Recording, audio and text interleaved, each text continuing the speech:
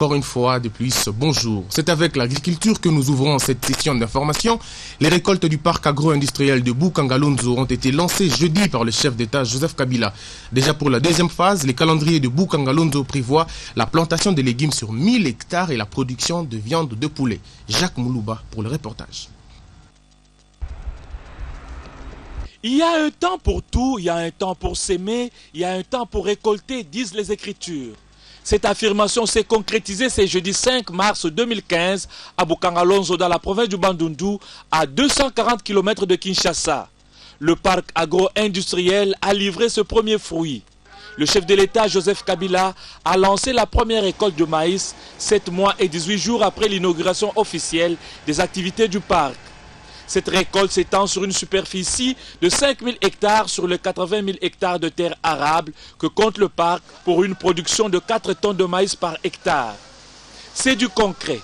Devant le regard médusé et satisfaisant des personnalités et autres autorités présentes, la machine a fait sa démonstration. Après la première opération dans le champ, elle a décortiqué de manière automatique.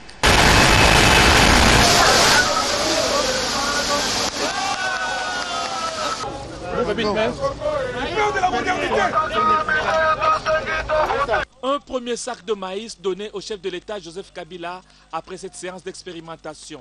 L'heure est venue de transformer l'agriculture congolaise d'un secteur de subsistance à un puissant moteur de développement économique et global.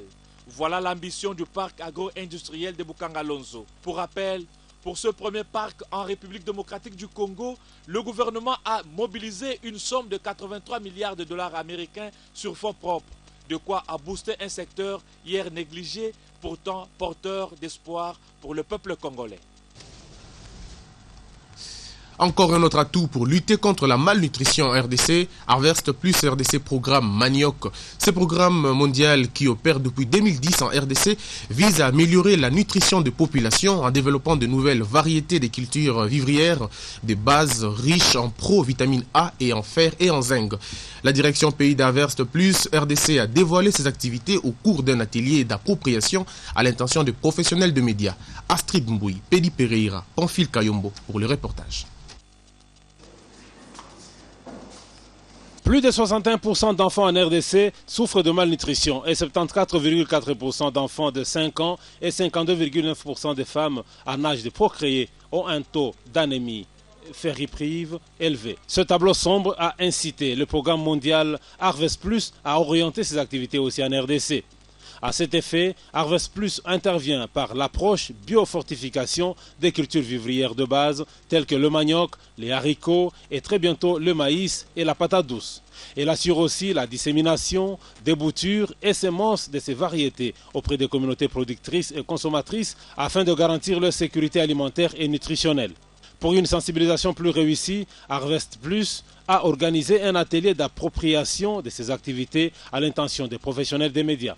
Par l'amélioration des cultures, la biofortification peut augmenter la teneur en micronutriments des principales cultures que les communautés pauvres cultivent et consomment déjà.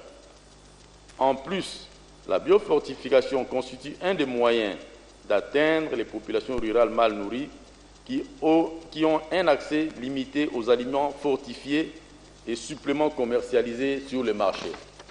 La biofortification consiste à améliorer la valeur nutritive des cultures déjà consommées par les communautés souffrant de la faim cachée.